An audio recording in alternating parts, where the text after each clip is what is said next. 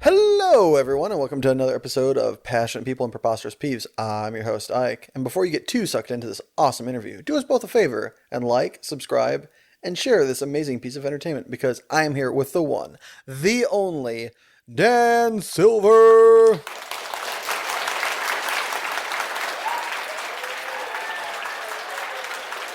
Hello, everybody. Thanks for having me. Dan, do you have a favorite dad joke you'd like to share with the class? So, it's a granddad joke, as in my grandpa is the only place I've ever heard it, and I think it's hilarious, and no one else does, which is, I think, the right strategy. So there's this boat filled with sailors, and it capsizes, and the captain says, "Watch out, men. There's sharks in the water."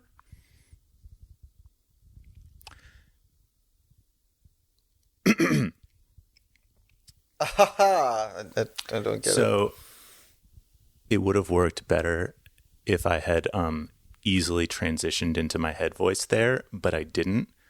The idea is, as he's speaking, a shark comes by and bites off the entirety of his genitalia, which, as you know, biology dictates, immediately his voice becomes that of a prepubescent boy. Castrati. Yeah, so that's obviously how that goes. Well, I didn't laugh, so it qualifies as a dad joke, to be sure. Nailed it. Oh, I saw a video the other day of a dad at it couldn't not have been a dad, at a baseball game, going up to somebody in the press box who was wearing like a press jacket and just like pushing their back. That was good too, because it said press. You can't see it, listeners at home, but I am squinting and very much doing all but the verbal signs of a groan. So, dad joke moment truly achieved. I am grinning ear to ear. To another moment that I'm sure will just bring me undelightful or unrelegated, unbridled pleasure. What's your favorite underutilized word, Mr. Silver? Well, it's an underutilized word that speaks to a larger societal direction that we've been heading. Now, the word, of course, is quite. Why is quite underutilized? It's not weird. It's not long. The problem is, like, as you and I have discussed before, Isaac, people tend to... Yes, that's the word I would use for my shouting at you and getting neighbors to thump on the walls. A healthy discussion. People see things like, too hyperbolically, and injecting a bit of, like, British sort of bemusement into your lens of the world is quite good. Quite good indeed. Do you have a everyday temptation that is most likely to get the better of you? Magic the Gathering? So you find yourself often playing Magic when you do not have the time to sink into such an endeavor? Well, I mean, I'm just constantly like reading articles, watching a stream. I'll have it on in the background. I don't know that it like harms my day to day, but I definitely do it enough that those who live with me very reasonably make fun of me for it.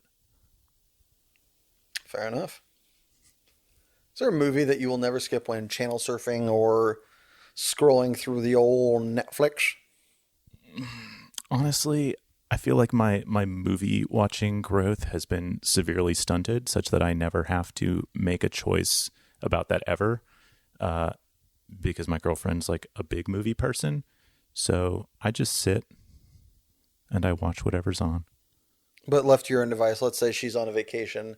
There's no one movie, TV show, series, whatever, that when you see it on, you aren't more bewitched by its visual presence than another? I'll be honest with you.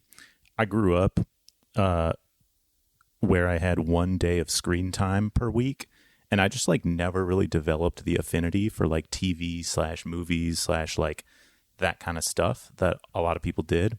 So left to my own devices, I'd like probably turn on a Magic stream again because I'm an addict. Yeah, I'm just like not a movie guy. I don't dislike them. I just don't care. It's very interesting because I was raised in somewhat a similar way, not in regards to film so much. We watched a fair amount of TV in my house. I was allowed to watch, Magic School Bus and all that growing up after school, and we Good watched. content. Sorry, what was that? It's a good content. Magic School Bus knows what's up. It's got magic in the name. You're already hooked. Man. But I was not allowed to play basically any video games ever growing up. And my mom's hopeful and wishful attempt to kind of curb me of that potential addiction. And I mean, I guess this shows that regardless of upbringing, people are just in some way genetically predisposed in different ways, I would suppose.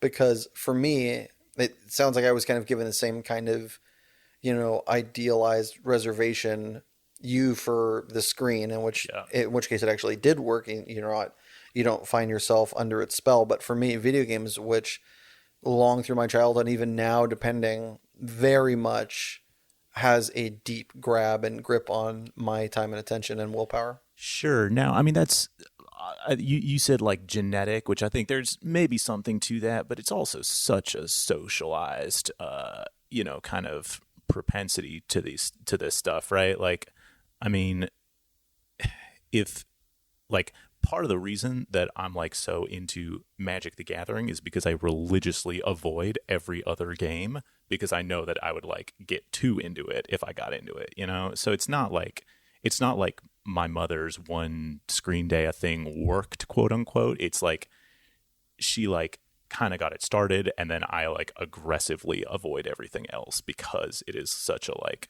I mean, they're made to be addictive, right? That's the whole game. Yeah, I guess depending upon what game you're looking at, I can totally see that point.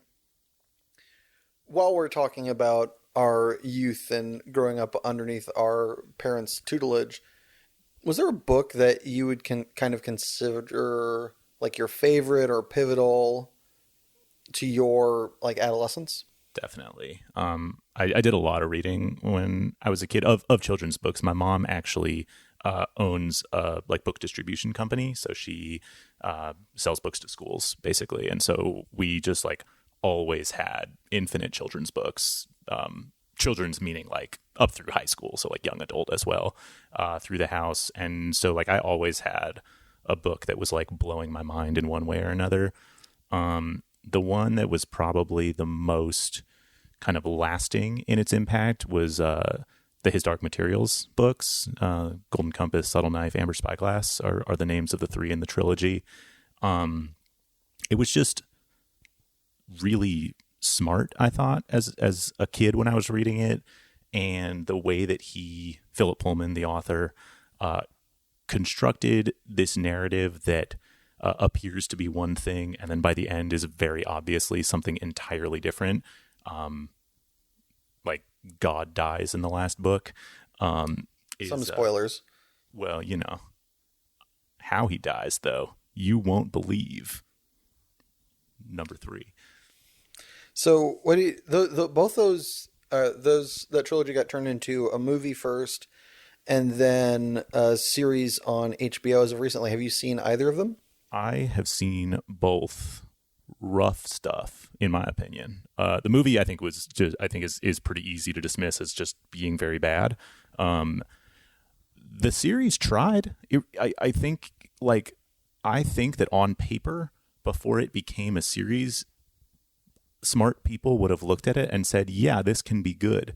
It's very visually beautiful. I think it stays faithful to a lot of the key ideas in the book. In my opinion, it like made some like really strange unforced errors in terms of pacing that just like made it an aggressively bad series. There is probably also something to like Philip Pullman's writing being very good that is hard to translate to screen potentially. But I really do think this series like had a possibility for being great. As we're recording, the first 2 of 3 books or seasons or whatever you want to call it are out, and I will still watch the third one because I just will, but I'm not going to enjoy it. It's an exercise in disappointment, man. So you think the love is there, but it like somewhere in the execution there was some necessary steps lost. I feel that way. I don't really get it, but it's like I don't I don't like get TV, so I don't have the vocabulary to really explain it, but it's like even just in a conversation, like there's just like air in between lines that shouldn't be there, and because they spend so much time doing stuff that is, I don't know, filled with air, they have to like skip over other things. I don't know, it's very weird. Whatever. So you would or wouldn't recommend somebody go watch that? No, read the book. Read the book, don't see the show. Don't see the show. Or do. I don't care. It's not going to hurt you. It's just not good. It won't be the worst thing you've ever seen, I promise. It just won't be good. Okay. Now, going from one hellacious circumstance to another. If you had to evacuate your house, God forbid, there's a fire, there's a pandemic, there's an earthquake, whatever. If you had to evacuate your house, what's the first non-living thing you would rescue to safety? Fun little anecdote that my girlfriend still gives me shit for, rightfully, again. No one really ever gives me shit wrongfully. I just deserve it, like, all the time. Isaac is nodding and... there's no video with this. You can't prove that. So we used to live together in a little apartment in Boston, and one day the fire alarm went off at 5:30 in the morning, like before we would have been awake. It was a weekend. And we get up and we're like, oh shit, like this was not a common occurrence. So reasonable chance that it really is a fire. So, oh shit, we throw on some clothes. It's winter. So you got to actually put on sweaters and stuff because there's snow on the ground. And the first thing I did before checking to make sure my girlfriend was okay and ready to get out of there was I grabbed one box of 40 magic cards. My thinking being, the cards in that box are worth enough that I could buy the rest of my collection if I sold those 40. So that's what I did, and I had that box in my pocket. And in case there was a fire, I would have been, fine there. She had a differing opinion as to what I should have grabbed or at least checked on first. But my thought is she gets out okay. She can move. Magic cards can't move. It's very logical. Magic cards may move you, but they in fact can't move themselves. The story checks out. Sorry, Karis. Yeah, I'm on Team Dan over here. Love it. Do me a favor, clear your mind. Uh-oh. Now, what comes next when I say to you the word underrated? I mean, given our recent conversation, the His Dark Materials TV show. Oh, underrated. Yes, that is the word. Do-over, because that's overrated. Jesus Christ. Oh, God. All right, do me a favor, Dan. Clear your mind. Now, what comes to your mind first when I say the word underrated? Underrated. The first thing that comes to my mind is I'm not good at clearing my mind. The second thing that comes to my mind is chocolate chip cookies. Now, I know they're not rated low, but they're the best thing among in their class, and I don't think they get that kind of love. You're not fucking with that oatmeal raisin nonsense, only chocolate chip? Correct.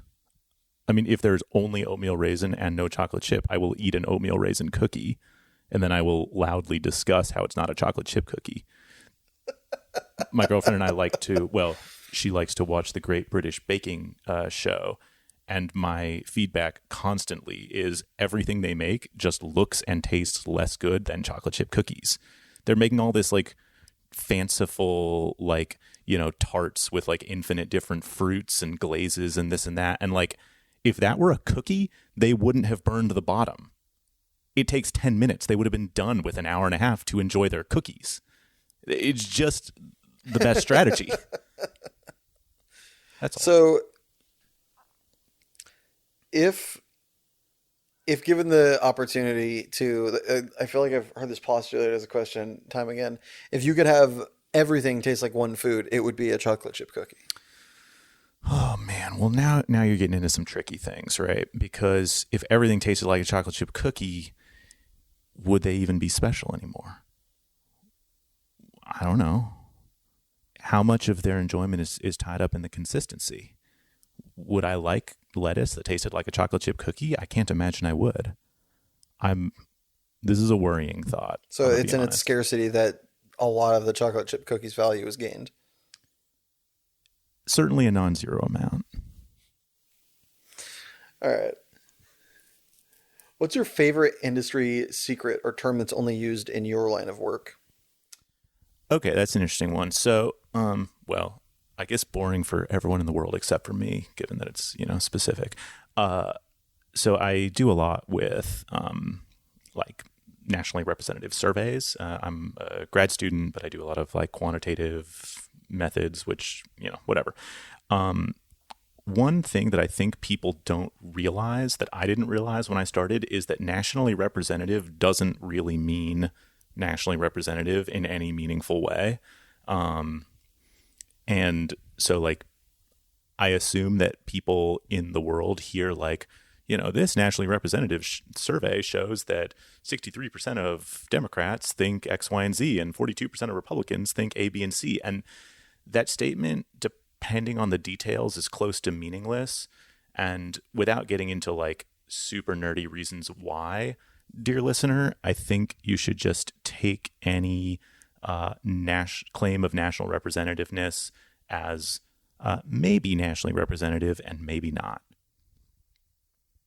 Interesting. So you're very much a grain of salt should be taken with each and every one of these, in quotes, nationally represented surveys. Unless I have more detail on what exactly that means. Like nationally representative is kind of like, it's an umbrella term for a few different things that you can do to data, and the details matter.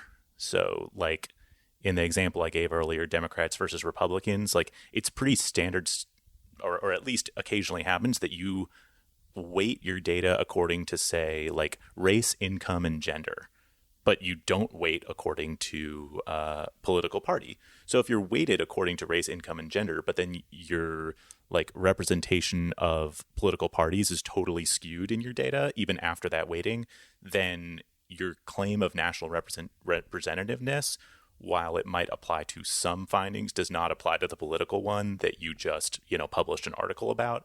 It's a whole shit show. That's not even getting into the fact that like actual methodologists don't really know how to apply weights for representativeness to a lot of methods that get done pretty commonly. It's like very much a shit show at the moment. Maybe in 5 years we'll figure it out, but it is like a thing that people are working on solving right now. Holy crap, that is really fascinating, and also a little terrifying. But good to know that I was correct in not giving a shit. I don't know if that's exactly the takeaway that I would hope for. Moving on to the next question. Is there a piece of advice you've been told over the years that has made a big impact on your life, or that you find yourself pondering even to this day? That's a tough one. I mean, almost certainly yes, but the thing that comes to my mind the most readily isn't necessarily a piece of advice, but, well, in very basic, in a fit of extreme basicness, it's a song lyric that I think I just kind of heard at the right time and kind of, I don't know, changed who I was, which is there's a song called Holocene by a group called Bon Iver. I think it's Holocene. And there's a lyric that gets repeated. And at once I knew I was not magnificent. And I was raised, I mean, I'm, cis het white dude, upper middle class upbringing, private school, etc. Handsome. I appreciate that. I was raised to just like, I don't know, nothing like ever really like went wrong for me, and I didn't have any like problems, right? there Like was the world was nothing. built for me. Yeah, there was nothing that you couldn't achieve. All the heroes were Yeah. like you. Yeah, You totally. were told that you could, if you wanted to, you could do anything, right?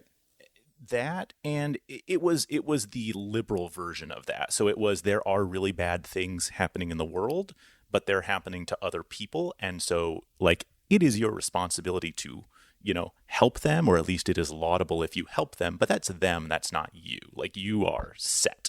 It is sort of, I mean, I was never obviously explicitly taught that, but that is the upbringing that I had in a lot of ways. And that lyric, like, I don't know, it like knocked me down a peg in like a really important way. I think, or I hope at least. Yeah, you stopped floating above the world, and you realized that your feet also could be used to walk amongst it. I guess that's a decent way of putting it. Yeah. So It's Yeah, I wish I had it happen at a younger age, and through such a lyrical fashion, but that was a life lesson I learned. As also, I am a cis white male that I believe is also rather good looking. fetching.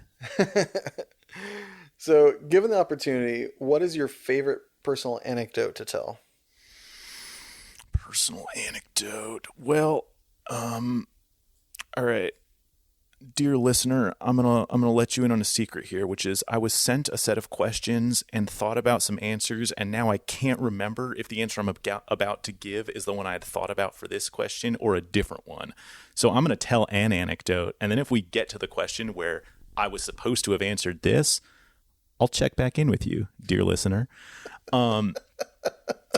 So one fun little thing about going to school in the middle of nowhere. I went to college at a tiny little school in Western Massachusetts, and there wasn't anywhere you could drive, and there wasn't like the entire town more or less was one street, and it was in the middle of campus. So like as a result, the attitude toward alcohol was, I think, even more lax from administration than at a lot of schools that I've heard of. They were essentially like completely fine with it, / like school funds could be used. I think technically they weren't supposed to be, but like they were used to buy alcohol for parties, et cetera, et cetera. And there was this rule that when you bought alcohol for a party, you also had to have food to go with that alcohol, which, makes sense. Just good nutrition and Yeah, a balanced diet or whatever. But I have heard that this is a thing that other schools have as well. At mine, it was only kind of enforced. And by that, I mean it was a poundage thing. So it was pounds of food necessary per like volume alcohol. And so very commonly you'd show up to a party and there would be like 30 racks of disgusting beer and like some tub of, I don't know, like the lowest shelf vodka mixed with whatever other disgusting sweeteners. And there might be one of those like really, kind of like the plasticky little tablecloths that go over a table that all little kids, not just me maybe, like to poke holes in. And then if you lifted that little tablecloth under the table, you would just see pounds and pounds and bags of raw potatoes. And this was like common across every party. There would just be lots of raw potatoes because that was like the most pounds per dollar. Safety, kids. And that is what is known as a loophole. Amen. What is your favorite little known factoid? The one that has been getting my brain going the most lately is I think it's known sort of as like the coastline problem. Have you heard about this? I have not heard about this. Okay, so the fact is you cannot measure the length of a coastline. Full stop. You cannot even prove, for example, that California has a longer coastline than Oregon. I mean, you can see it and it's true, but you can't prove it. And the reason for that has to do with, and again, I'm going to butcher this. So for those mathematicians amongst the listeners, I'm so sorry. It has to do with like fractal geometry, and that like the greater fidelity with which you measure a coastline, the longer it gets. So if you're measuring, say, the length of a football field, as you develop finer and finer and finer instruments, you get a more specific measure. But the football field doesn't get longer. It might be, you might get it at 100 yards and then 100.3 yards and then 100.276 yards, and you just get more and more precise, right? But with a coastline, as you develop more sensitive instruments, there's always like another little nook or cranny, another little inlet, even down to like when you get really, right down into it, another little grain of sand that you could measure around. And therefore, the like greater fidelity you measure a coastline in, and there are other things like this, the longer it gets. It just expands. That's freaking insane. Isn't that weird? And so like fractals are a thing in math. I don't know if you've ever seen, they make pretty pictures where like the further in you zoom, they just like continue to be more and more jagged. Yeah, that's so cool. Yeah. That's awesome. It's kind of wild. All right, fill in the blank for me. This weekend was so great. I spent 13 hours slamming and jamming Magic the Gathering online. Online is better than in paper? No, that's just the truth. I actually probably did spend 13 hours playing Magic online this weekend. I'm not proud of it. No, I meant more like in an ideal scenario. Yeah, in an ideal world, paper kicks online's ass. Online is like drinking the bong water. It's sad, and some people do it because they need it. I don't think you know what bong water is or have ever drank it. I have not ever drank it. I don't know that you know the right people then if you think drinking the bong water is in any way has solved any sort of personal issue other than insanity.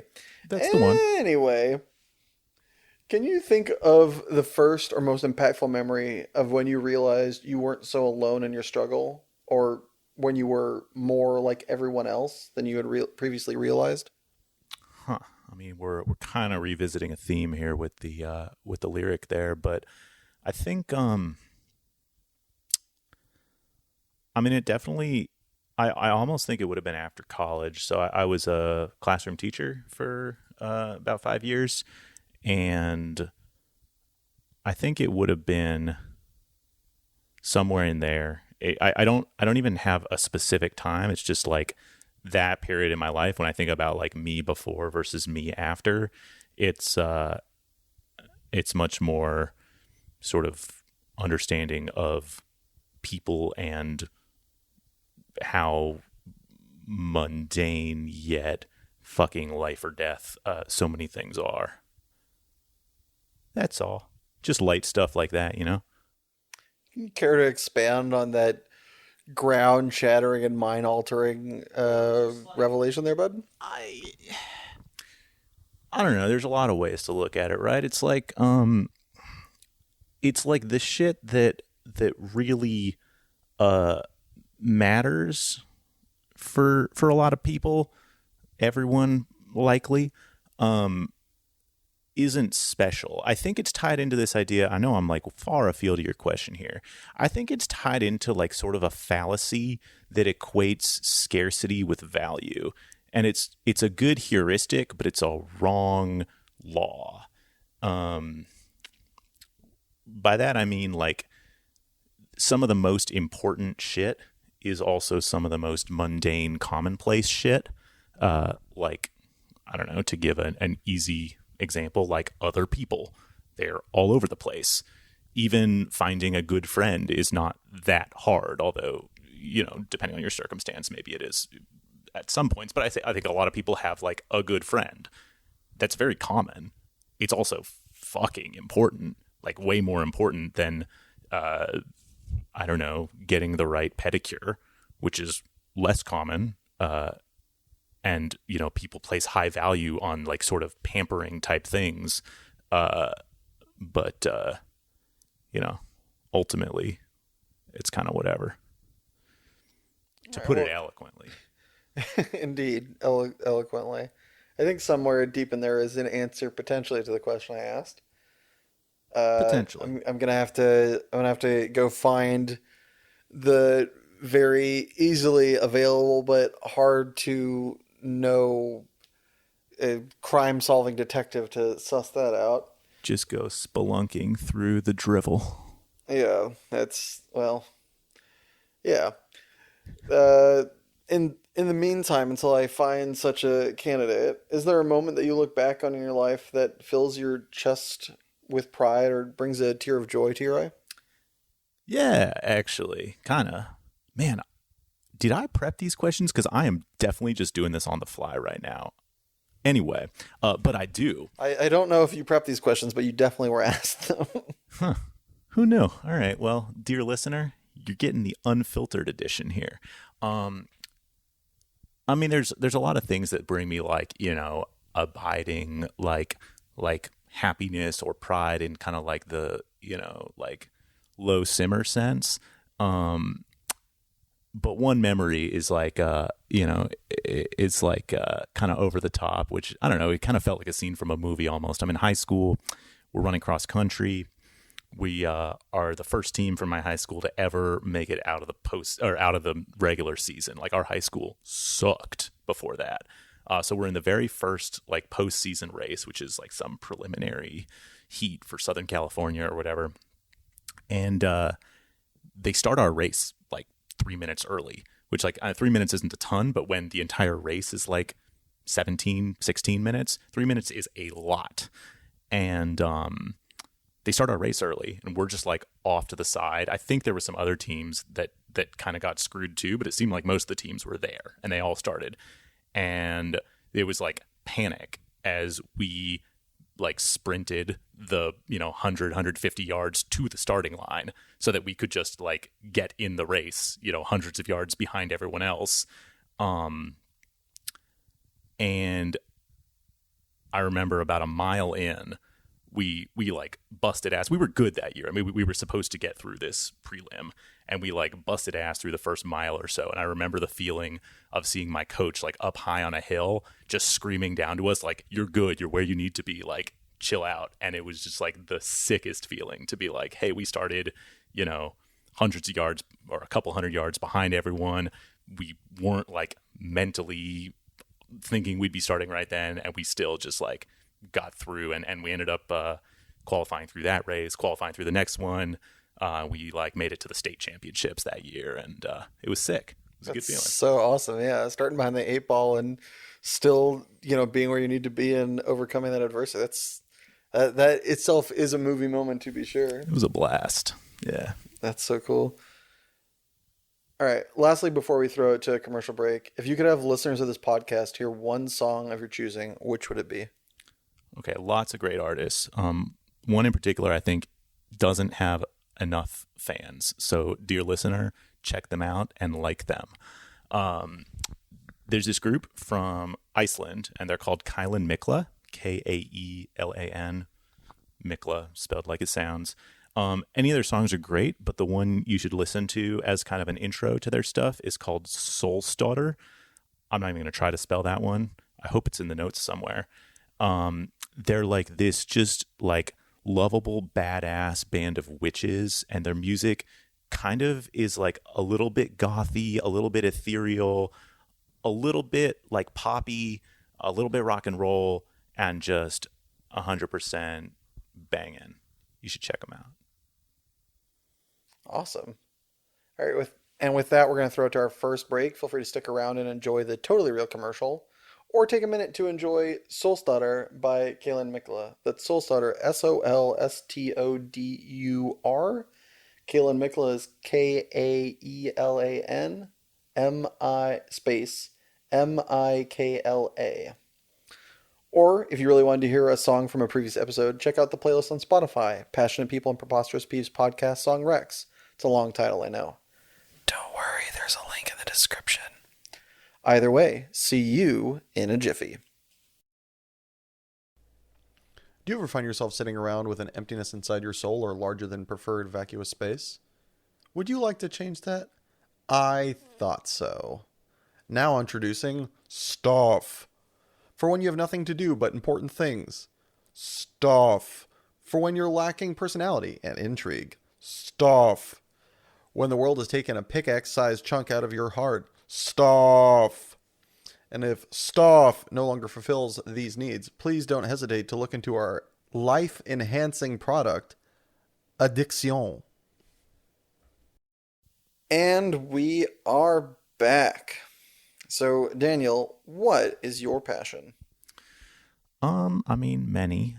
I think the big one, or at least maybe the one that's the most different from my other esteemed guests / peers, would be ed policy, education policy.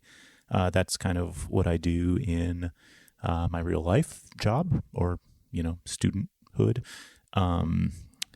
And I think it is just super important. It has a super, super outsized impact over the day-to-day life of everyone, relative to like the amount of attention it gets, relative to the amount of money that's poured into it, which is a lot, but the impact is much greater, relative to just like the amount that the average person knows about it. We're at a really like interesting kind of weird time right now where education policy at this exact moment, and over the last year or so has like risen in salience a ton given COVID, and given that you have, various actors freaking the fuck out about like masks in schools, vaccine mandates for schools, not the children, oh my God, reopening schools, et cetera, et cetera. And like, these are such like complex, important questions. Well, some less complex than others. Get a vaccine, people. But like the actual threshold at which, knowing that like, for, safety wise, like you will never be at 0% risk. And so what is the correct amount of risk above 0% to accept is like really hard. And so that has been in the news more lately.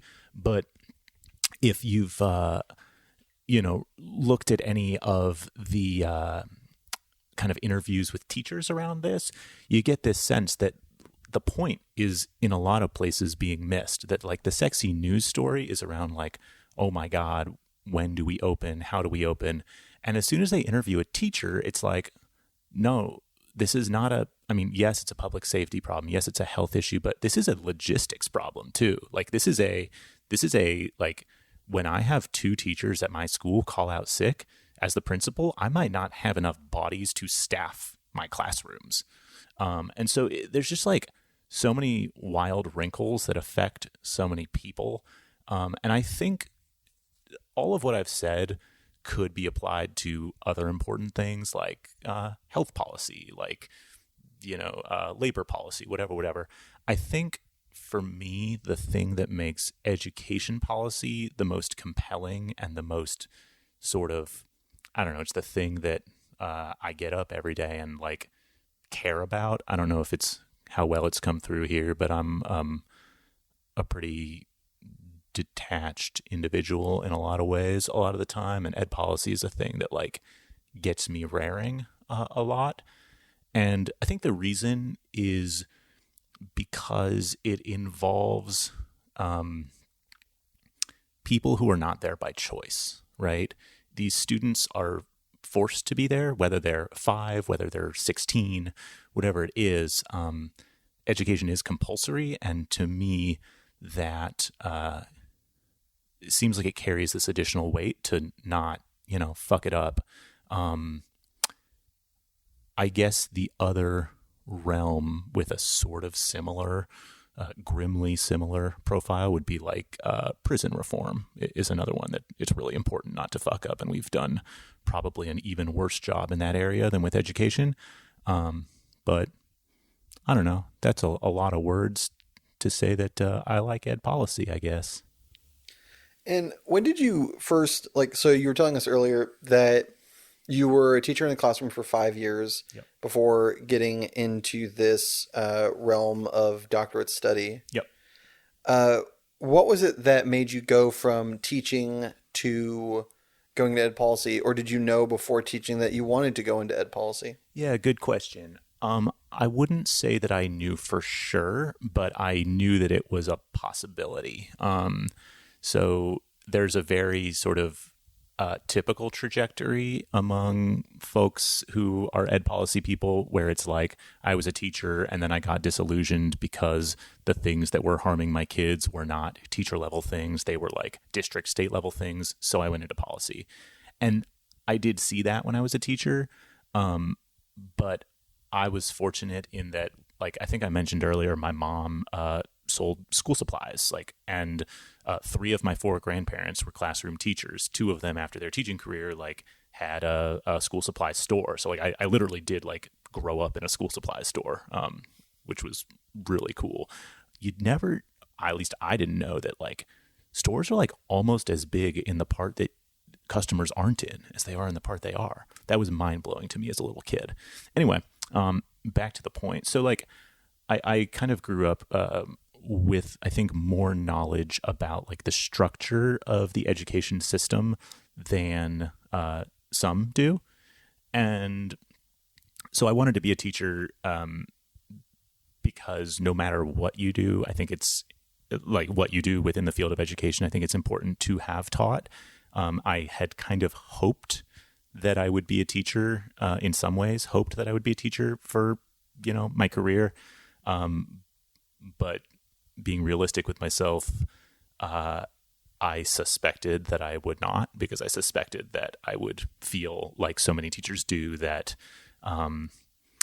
there are higher level policies that prevented me from doing the things that I wanted to do as a teacher, or at least the things that I felt that I should be able to do, or in some cases forced me to do things that I didn't feel like I was ready to or should have done. Some examples there are, like, in curriculum. Like, I had to write curriculum as a 22-year-old college grad who, like, had no real world experience, and, like, I had no place doing that. And I don't know. There's a lot of examples, but I guess I've known for a while. That's really cool. So, you start off, you go to school, you're part of the track team, you graduate, you start teaching. Yep. And then after, you grew up, you were constantly around teachers and that whole environment, also a teaching supply store, which is really cool. I didn't even know that was a thing. Oh, it's fucking magical. What is the difference between that and, like, the stationery section at Target? Is it just that times a million, or, like, what's the kind of? Yeah, some of it is that times a million. Some of it, there's more specialized stuff too, though. So, like, you could buy a dinosaur skeleton, not like not like fossils, but like a wooden, like, relatively anatomically accurate dinosaur skeleton. There was, like, an entire, like, aisle that was like funky erasers and pencil grips and just, like, all the, like, little tiny useless crap that, like, 8-year-olds go crazy for. And so where did you first get exposed to this as an 8-year-old and kind of went crazy for, and that started your budding relationship with the whole idea of education? Or I mean, I was a kid. I have memories of being 3, 4, 5 years old in this store. But I don't know. I guess, honestly, the thing that, like, the first time that I ever remember being certain that I was going to do education as an adult in some form or another was in 6th grade. So I had grown up around it. I had, like, known about it, and again, as I said, probably more than some, just from that background. But in 6th grade, I changed schools. I went to sort of the local public school from kindergarten through 5th, and then starting in 6th and staying on through 12th, I went to this pretty, like, hoity-toity private school, like a prep school. And very soon into 6th grade, like within a couple weeks, I would say, I just got this, like, really powerful, like, notion that, like, holy crap, like, these are all the same people I used to go to school with. Like, there's no difference between, like, the public school kids and the private school kids, except that the private school kids are all going to go to, like, UCs and better, obviously, in, like, very huge quotes. Whereas the public school kids are, going to go to, like, the full gamut. And so, like, why are I didn't have quite the language in sixth grade, but the idea was like, why are these outcomes so different? And like, that's, probably not great if your life outcomes are being decided based on a school that for a lot of these kids' cases, their parents put them in starting in pre-K. It's a pre-K through 12 school. And so that idea, I remember like really strongly having in sixth grade and being like something like this is at least like really powerful and interesting and probably shouldn't be the way it is. So just the kind of sidestep before we move on, how many family members do you have that are either in, either are teachers or work in ed policy or do kind of big things with schools? Not a lot by number. Like extended family wise, I don't have like aunts, uncles, cousins. Oh, well, I guess I have one like cousin who's a teacher as well. But in my immediate family, my mom was never a classroom teacher, but owns a school supply business. And then both of her parents were teachers who owned the store. My dad's mom was also a teacher, although she, like so many in her generation, that trajectory wasn't so much that she had a passion for education. It was more that like she was a woman and the option pre-marriage was either teacher or secretary. Yeah, back in the good old days. Right. So how much did that influence you? Did you kind of idolize it, hear it around like the kind of dinner or Thanksgiving table and think, ooh, that was cool? Was it ever recommended to you growing up that this was like, when you're in your like formative teen years and you're looking at potential occupations, that everything that was like talked about or something? How much of that was like picked up at home, I guess is what I mean to say in such floundering words? That's a good question. I would say at least on a conscious level, little to none was, oh, that's cool, I want to do that. It was, obviously you're hearing this next thought from someone who decided to go into ed policy, so there's maybe some bias here, but I think that if more people understood the sort of like lever that it is over children's lives and therefore over adults' lives, I think more people would choose to go into it or be involved with the education system in some way. So I don't think the family thing, it wasn't like a conscious like, oh, you guys are doing this cool thing and I want to as well. It was more like, I hear stuff about the ed system, around the table, Thanksgiving, dinner, whatever it is. And that helps me to understand how like important that system is. And I wanted to do my best. I like received a pretty blue chip education myself, and I guess I'm still receiving a pretty blue chip education, and so would like to do what I can to help others do that if they so desire. Real quick, what's a blue chip education for the next question? Well, like blue chip, the expression meaning like very high end, and so pretty typical, although like not an undersourced public school, but a fairly typical public school through fifth grade, and then starting 6th through 12th, very high powered prep school, where like. Okay, so it's kind of up there with the term like blue blood. Yes, I think so. Blue blood comes from like the idea of royalty and kind of sure. landowners and like rich people. Yes, very much then. Okay. So what would you say is the biggest misconception about ed policy by the wider world as a general rule in your experience? I think so. There are a few, but I think one really important idea that doesn't get acknowledged or as much as it should is like how expensive things are. You'll hear anything particularly.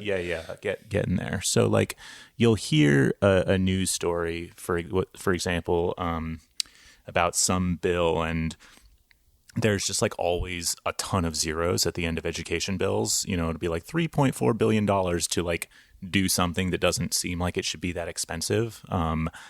And it's very easy because of the size of the numbers involved for opponents to point at them and say, hey, look, that's a really big number.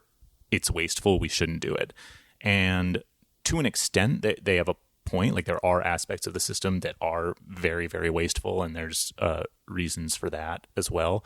But some of the time, like if you're like $100 million to buy textbooks just isn't very much, for example. Like if you actually multiply that out by, say, the number of kids in the state of California or whatever it is, like you just end up at really, really big numbers because there are a lot of children. And the reason that's important is, like I said before, like it's hard to get things done in education, and I suspect similarly in areas like healthcare and whatever, because there are so many people. And so the numbers, the amount of dollars needed to make substantive, like large scale reforms of almost any sort are kind of like outlandishly large compared to anything except probably defense spending, which, you know, that's its own problem that I don't have the expertise to get into, but we should probably spend less. But yeah, I think that's the big misconception. It's just like things cost more than people think they do. When the necessary number is gigantic, even the smallest amount will cost seemingly gigantic when you compare it to like what a normal brain it like functions under the capacity of understanding. Definitely. And so you have these people who maybe aren't specialists going to the ballot to vote on a, you know, $6 billion education initiative or whatever it is. And they're like, $6 billion, this is ridiculous. There's no way schools need that much. I know that my kid's teacher makes, I don't know, $62K a year or whatever it is.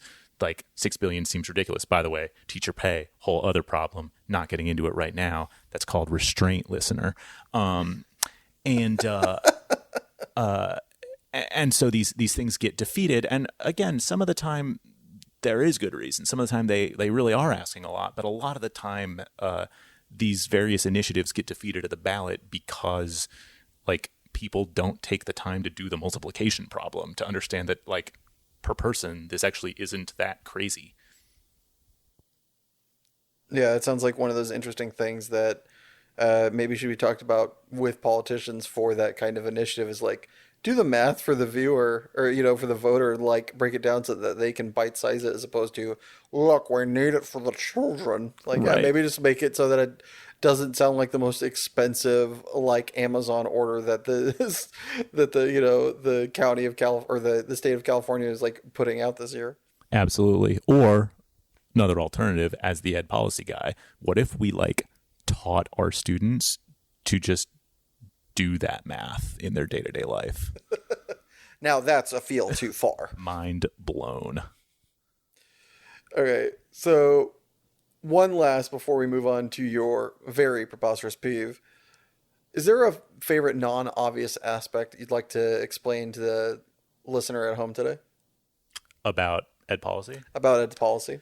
I mean, so I talked a little bit earlier about like national representativeness not meaning what you think it does, or sometimes it does, sometimes it doesn't. Trying to think of another kind of like something that surprised me. Oh, you know what's surprising? And maybe, I don't know, maybe it's not surprising to some, but I was kind of had my mind blown is how little control high levels of the education system actually have.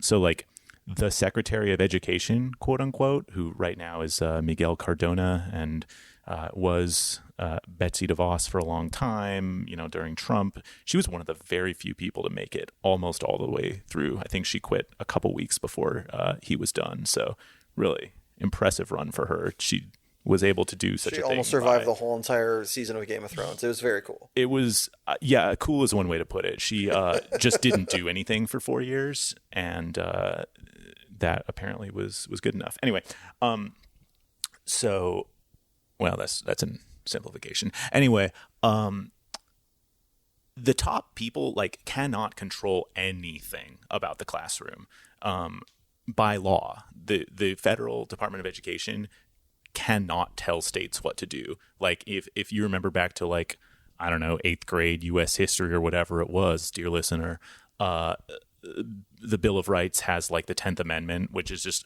oh, by the way, we forgot to say like, I think it's the 10th. We forgot to say like everything else that we didn't talk about here, that's a state issue. Like states get to decide that. Well, education is one of those everything else that we didn't talk about here. So you have, various presidents, Obama being probably the most recent high profile example, trying to really expand federal control of education.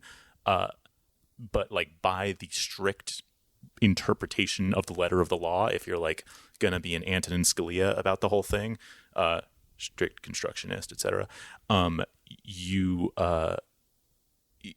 that's a state issue.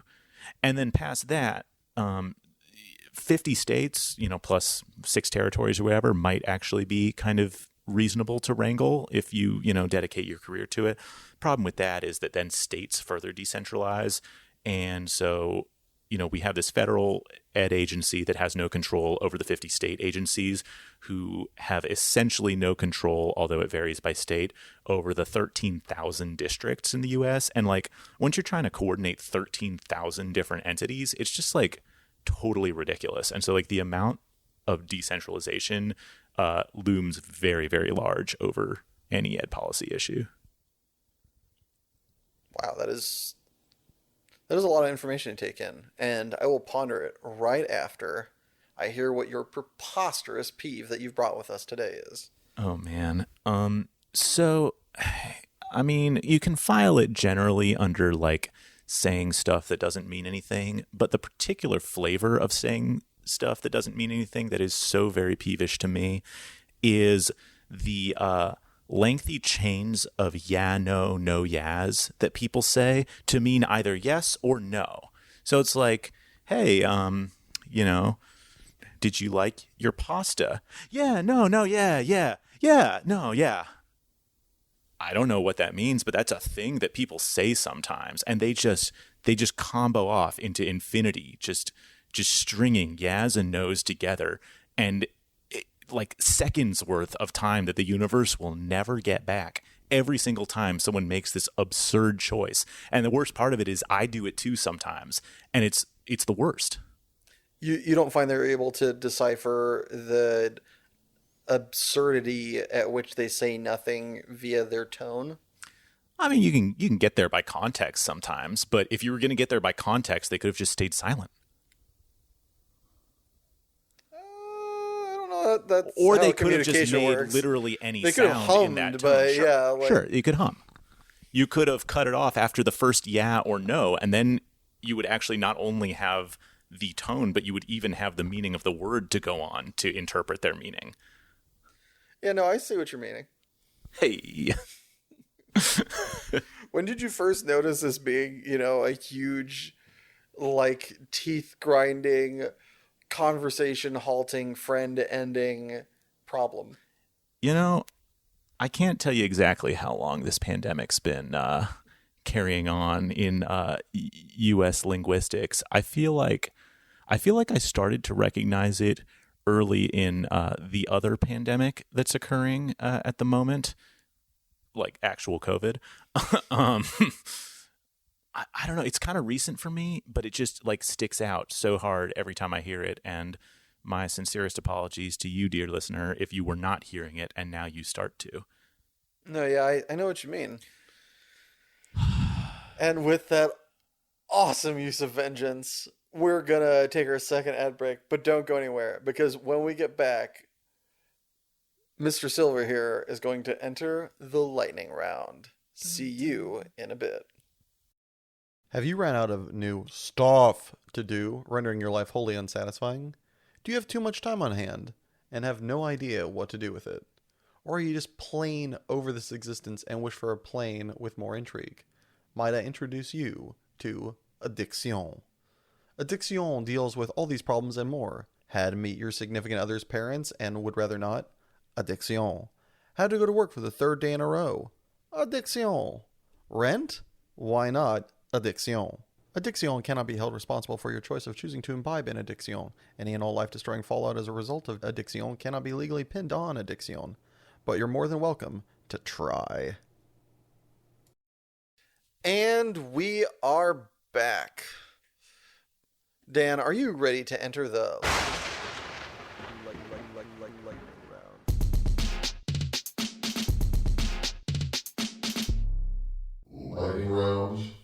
born ready, baby.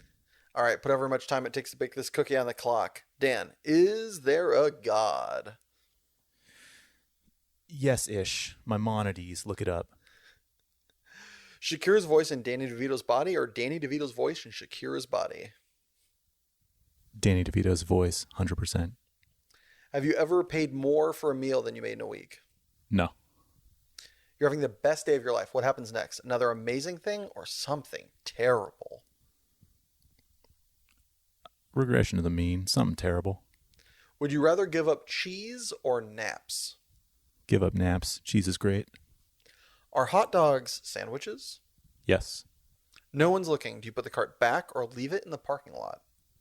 Put it back. If you had the power to see the future but couldn't change it, would you use it? Nah. Not for anything important.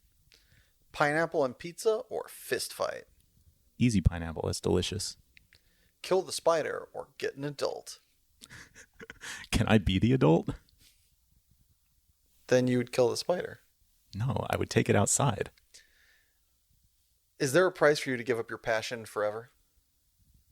Nah. Money's kind of whatever. Kanye. Nah. Which one of your parents settled? Reject the premise. Groan. Which do you max out first? Intelligence, charisma, or strength? Intelligence. Did you ever cheat on a test in school? Nope. Cheating's lame. It is. Are we alone in the universe? Absolutely not. Would you rather have your inner monologue sound like Gilbert Gottfried or Fran Drescher? I have no idea who either of those two people are. Gilbert Gottfried has a cooler name. Are Cheez-Its addicting? No, they're not good. You can't see it. I'm making faces at him. They're medium at best. Crazy. Lions, tigers, or bears? Easy tigers. They swim. Well, the other two swim too. Whatever. Make the food or do the dishes? Do the dishes. Is Marvel overrated? Yes. Would you rather fight one horse-sized duck or 100 duck-sized horses? Definitely one horse-sized duck. Would 16-year-old you be proud of where you are today? Yeah, I think I had a pretty good sense of where I was headed. Do you create your own thoughts or do you just listen to them? It's a mind fuck. I think I create them. I hope I create them. If you have to only have one for the rest of your life, which would you choose? Rice or pasta? Pasta. Could you eat 37 of your favorite food for $5,000 in a 1-hour time limit? Funny story. Short answer, yes. Congratulations, you've survived the lightning round. But before we move on to your prize, I, and likely many of the listeners at home, would like to now know, what is your favorite food? What is my favorite food? And in your case, what is the slightly longer version of that short answer? Those two things don't overlap. Favorite food, like bougie tacos. Like the interesting kind of lots of flavors melding. The slightly longer story of that last answer is in college, there was the 10K challenge. The short version of that is you run 10K, lift 10K, eat 10K, run 10K. What is eat 10K? Well, so running 10K is pretty self-explanatory. Yep. The only explanation there is you're also allowed to walk it. Sure. Lifting 10K, you got to lift 10,000 pounds across as many reps as you like using only your upper body. Sure. Eat 10K, you've got to eat 10,000 calories of any one food. And you do those four things, run, lift, eat, run, in that order in 24 hours. 10,000? I was the first person to ever do it at my school. What was your? It wasn't smart. Okay, you got to understand. This was like kind of a mythical challenge. Like very much so. This is what happens when like you get a bunch of like dumbass like 18 to 21-year-old males together outside of a city. Is they just come up with stupid stuff like this. Story checks out. Yeah. And So this challenge was the subject of like hours and hours of like dinner time conversations for like years before I even got there. And so using the collective knowledge of prior generations, I knew that nuts of some sort were the highest calorie to volume. The problem is people had tried nuts before and they'd failed. Not because they couldn't eat 10,000 calories. We didn't even get to that point. Because their jaws gave out. Like their jaws locked up and they couldn't move them anymore. Because they were chewing so many fucking nuts. So, this is my freshman year. My roommate's parents sent him to college with this tiny little like cutesy toolkit. And I grabbed his little like 4-inch long hammer. It's not a euphemism. Maybe it is. And used that to crush bags of macadamia nuts into like a fine paste. And then I ate macadamia nut paste. And it ended up being about 5.25 pounds of that. It was not fun. After I completed this challenge in about 23 and a half hours, I immediately got sick for like 3 days. I was like, couldn't go to cross country practice. I was useless. It was the worst time. It was also probably my biggest contribution to the cross country team that year. Yeah. So do you have to do it in that order though? You have to run, lift, eat, and then run again? Or walk probably the second one. one. Say, did you run the last extra or was it more of a light trot? It was very much a trot to walk. The fun part about this also that may not have been obvious is it takes place in January, which in Western Massachusetts is very cold and snowy. And so you're just like out on the roads walking 6 miles. And so it's like, 15 or 18 degrees out. Your body is destroyed because you've just sent, over 5 pounds of mashed up macadamia nuts through it. And you're trying to like bundle up, but you can't actually get warm because your blood is like, fuck you, man. And like your entire body just kind of hates everything. Again, like there is a reason that like men aged, 18 to 24 or whatever have higher insurance premiums. They are stupid. Yeah, we are a dumb individual. All right. That was tremendous. And I don't think should be your anecdote, but makes a great ancillary anecdote. Welcome. But your prize that you have earned twofold now, because I'll give you double credit on that one. That was great. Is what lightning round question would you like to ask me and in turn be asked of future guests? So this is an interesting one. Do you feel that the internet is a net positive or net negative to humanity? I'm of the opinion, and I think we had actually this discussion in a car one time. Yep. I believe that it is a net positive, albeit potentially just barely at times. I don't think you can realistically come down strong on either side. I happen to fall on the other side of that fence, but yeah. All right, man, as we come to a close, anything you want to plug, recommend, places people can find you or your content? No, I don't have social media. I think it's bad, and I don't want anyone to talk to me. Okay. Do you have anything that, like perhaps the band that you listed earlier, anything that you'd like to recommend people go and check out, whether it's, bands, movies, books? Yeah, I mean, you should listen to bands that, haven't made it big yet, but who are good. So Kyle and Mikla is my suggestion, but, you should listen to a lot of cool music and, go get them, Tiger. All right, cool. Well, thank you, Dan, for being my guest today. And special thanks to my editor, Richard Ashford, and my composer, Joshua Gibbons. Thank you for having me. You're welcome. And especially thank you, yes, you listening at home or wherever you found time to appreciate this. Time is the most precious commodity we have, and I appreciate you spending yours with us. And if you enjoyed this podcast, please subscribe, like, or just share it with a friend. Every little bit helps. Or if you already have and are out of episodes to listen to, don't worry. We put out a new episode every Monday at midnight on Soundcloud, YouTube, and Spotify at Passionate People and Preposterous Peeves Podcast. And a very special thanks are due to our first Patreon patron, Sibeliello. And if you'd like to join said illustrious ranks and have your name read aloud, just head over to patreon.com/Passionate People and Preposterous Peeves Podcast, and you can be one of them. And remember, folks, if vegans are lame and white people are to blame, then why are there 14 Land Before Times? Like, seriously, does anybody know? Like, why? All right, laters.